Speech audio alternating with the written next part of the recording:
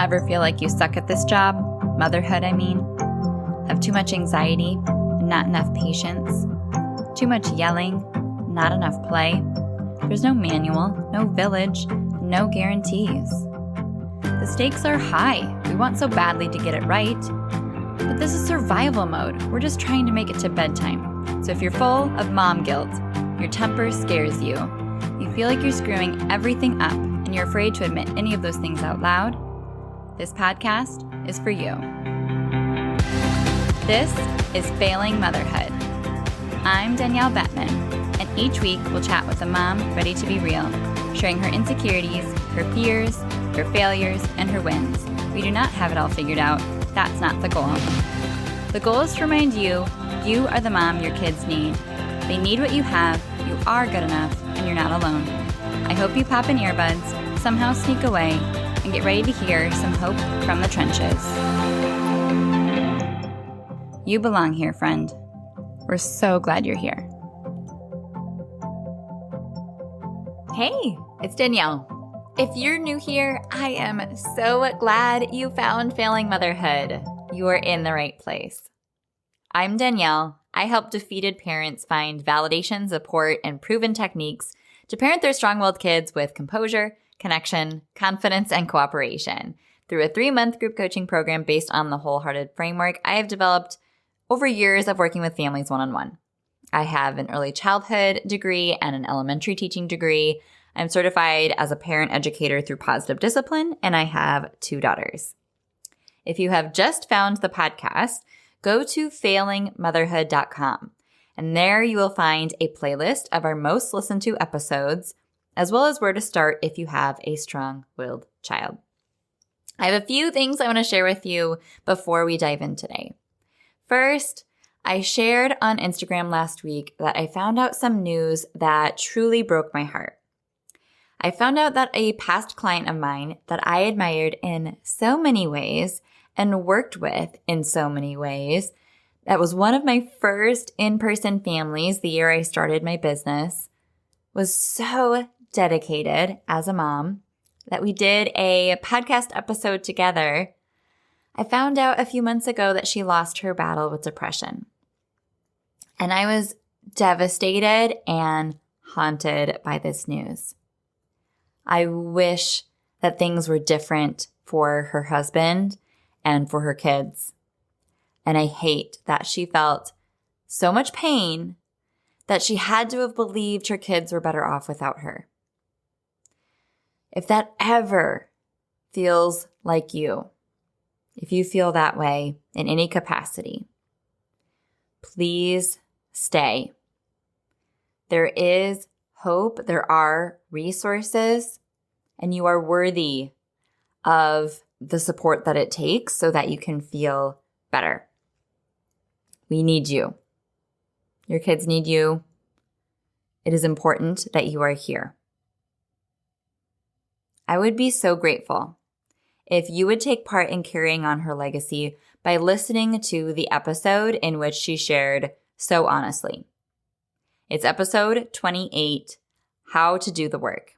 And I'll put the link to that episode in the show notes of this episode. Second, I'm continuously grateful for the vulnerable, deep, and wise thoughts that are shared within my program. I'm super proud of how safe and supported the families I work with feel inside. So when a family graduates, we all take a moment to listen to what they have experienced, the journey they just went on, and the advice they have to share. Since all of the call replays are uploaded, I've begun combing through some of those for some of the wisdom to share some nuggets with you here, asking for their permission, of course. So I'm going to share the first excerpt here, and then we'll dive into today's episode on the other side of this clip. Because they are clips of Zoom calls, there is a little bit of background noise because I'm annoyingly typing on my gigantic keyboard to try to get some of her thoughts, not remembering that I can run a transcript. I think it's worth being able to muddle through that, audio, because this is such like a behind the scenes glimpse into someone who's being so honest about, what it really looks like in their brain. And so, buckle up for this ride with me. This is Dee on her very last call inside Wholeheartedly Calm, and she is talking about how she really feels, and we'll see if you can relate. This has been one of the best things that I could have done because, when we started, I just remember my first phone call with you and how I sobbed the entire way through. And like we were at a breaking point and I just was like, I don't know how we're going to do this. It was to the point where I felt like I was in an abusive relationship with my child where she was the abuser, Mm-hmm. it kind of and she's 4, so it's like a little 4-year-old tyrant. I mean, I feel like it was like I get hit, I get bitten and spit on, and she likes the other person better, so I feel like it's somebody saying, I got somebody else and I don't want you and I want them. It was just all the things. I was crying a lot and then just feeling so much shame because the people in your life who are really trying hard to be supportive are not being supportive in the way that you need, because they're making snide comments like, well, just leave it with me. And it's like, so it was just a lot. I was really dreading the weekends because that means that it's just us and her. And it was just really hard. So there's no breaks. So this was needed. Like, I needed to do something. I couldn't just continue being passive in this process and expecting the answers to come to me. So thank you for offering this and offering something specifically for strong-willed children, because there's a lot of parenting courses out there, but one that's for this type of child, this is what I needed. So I Mm-hmm. think the biggest takeaways that I got, and some of it I still struggle with, but I think these are going to be the most helpful for me going forward, is the mantra of my child's heart is more important than a stranger's opinion. And I think the other thing that I found just to be extremely helpful is seeking out community, not just other friends with kids, but other friends who have kids that are like my kid. I need to know that I'm not the only one. This has been just so validating because I had so many thoughts of being a bad parent. And so it was just nice. It's nice to have people that are also trying to do things differently than what their parents did. And, we got the same struggles. So I think when we first started, she was having like 7 or 8 meltdowns, like full on tantrums per week. Mm-hmm. And now I think that what we're getting is more like extreme power struggles versus full on meltdown tantrums, which is an improvement. Mm-hmm. So the tantrums, it might be one every 2 weeks, Oh, wow. like a full meltdown, like Mm-hmm. oh, we need to leave where we're at. If that. Right? How cool is that? Okay, so every family deals with meltdowns and defiance and feels exhausted, right? What matters is how parenting feels and your goals and your optimism of meeting said goals. So when I am meeting a family for the very first time, I ask them a lot of questions to get to know their kids and what they're dealing with on a day-to-day basis. But then I dive into what is 3 ways that you would describe how parenting feels right now. What are some of your goals? What are some of the things that are getting in the way of you meeting those goals? What things have you tried? Right? There's a lot more behind the scenes in the actual journey towards the growth and the change that we're looking for that has nothing to do with the power struggle at breakfast this morning. So I'm sharing with you right now the recipe for readiness that I look for in each family that I meet for the first time. And then you can kind of do an audit and see if you have what it takes to see if your family is truly ready for the level of change you're looking for. These 3Ds are the necessary components that create transformational change. Not just like the day-to-day, I'll try something new until it doesn't work, or, I'm going to give myself a little bit of a boost or something temporary. This is what's actually going to make the difference and make it last. It's the 3Ds. Okay? Number 1, desire. Desire to change. Someone is not going to get sober if they're having fun drinking, right? There's a mentality of like, if it's not broke, don't fix it. So in a lot of ways, there could be things going on in the day-to-day life of a family, in the relationship dynamics of a family that are truly not a problem, at least an identified problem, or not something that is worth or they want to fix right now. And it's just not the season for it. And that's fine. You also can't solve a problem you can't put on paper or, identify in some way and really get a handle on. So a lot of times if things feel too big, too ambiguous, too elusive, it's going to be hard then to know what to do to solve that problem. So it just doesn't happen. The desire to change comes down to knowing and having that like feeling inside you that says, we have good moments, but we have a lot of bad moments as well. And I want more of the good. I know better days are possible.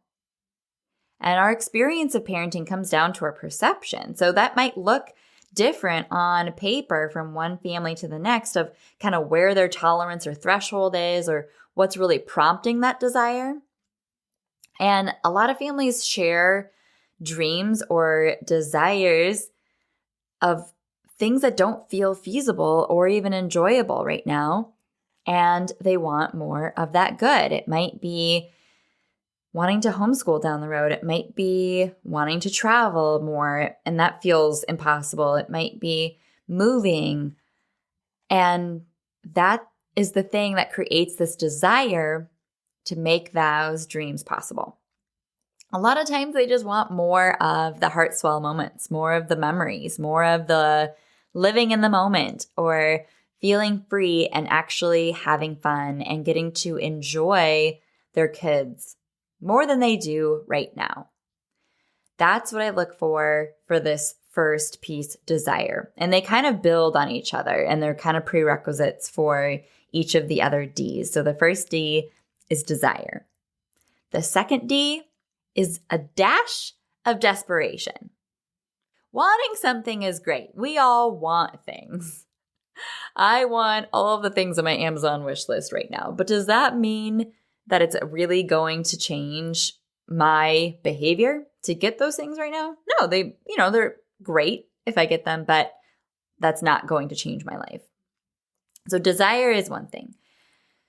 In order to actually create change, you have to know that you need to, right? You might have like a health scare that kicks you into actually sticking to a new fitness routine for more than a day.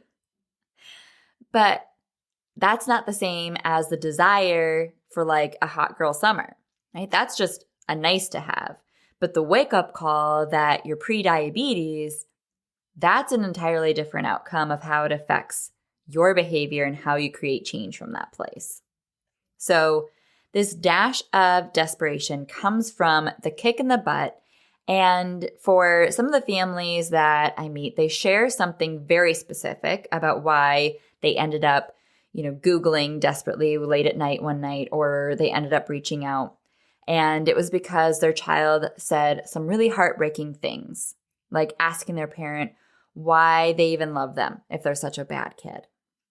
And that's the thing that creates this fire inside them. It ignites. And they're like, okay, I have this desire, but now I have this dash of desperation and I am on a mission. I'm going to find the support and the solutions we deserve right now. And that's what kind of makes or breaks the change or unlocks the change. A lot of times it could be coming down to knowing that their mental health is in an unstable and unsustainable place, or it's affecting their marriage relationship in a really serious way because all of their arguments come down to parenting.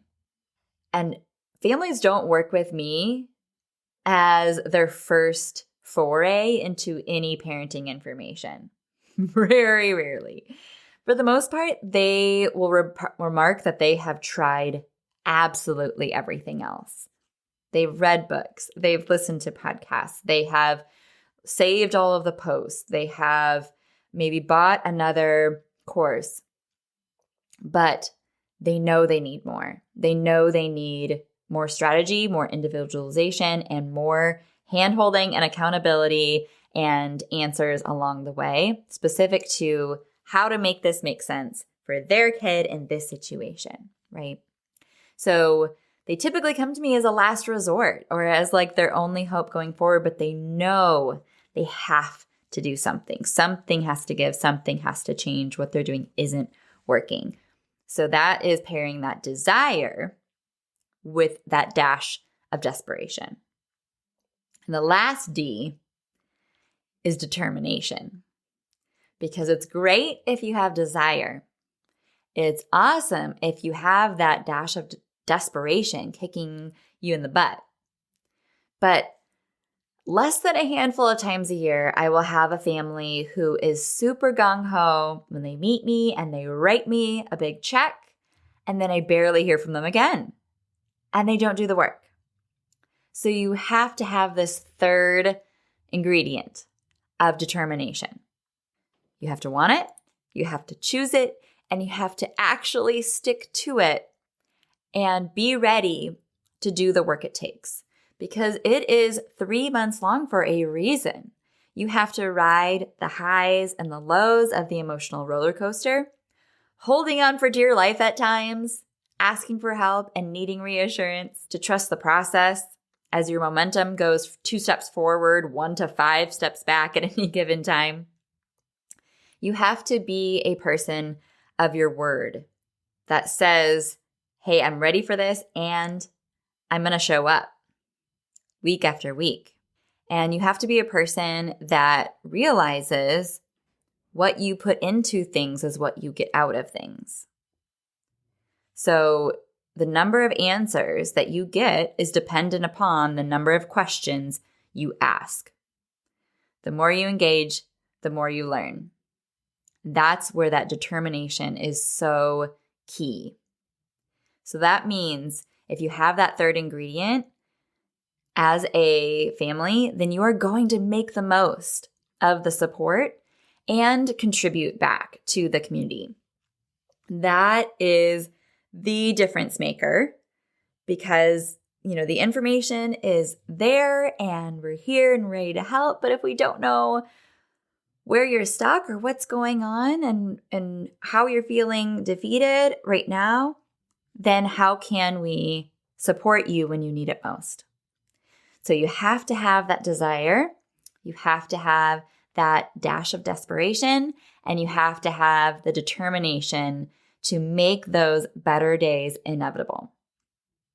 So if you think that you have what it takes right now and you're absolutely ready to transform your relationship with your strong-willed child and become the calm, confident parent they need, then first watch my free masterclass if you haven't yet. It's called Authentic and Unapologetic, all about learning how to parent your strong-willed child without threats and bribes so you can break free of power struggles, guilt, and self-doubt.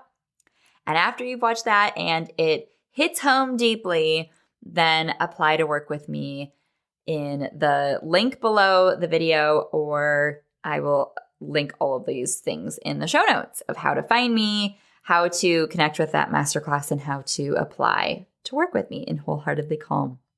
I would be so grateful to hear what this journey of getting ready for this transformational change has been like for your family, and how you have gotten to this place with your partner, and that you're both in this state of having these 3 ingredients. I will be so excited to meet you and offer you the hope and the support and the solutions you deserve right now. And if that's not your family yet, no worries. Be sure to follow up this episode with Sarah's episode 28, yet this week. And I can't wait to hear what you take away from her words and her wisdom that she shared.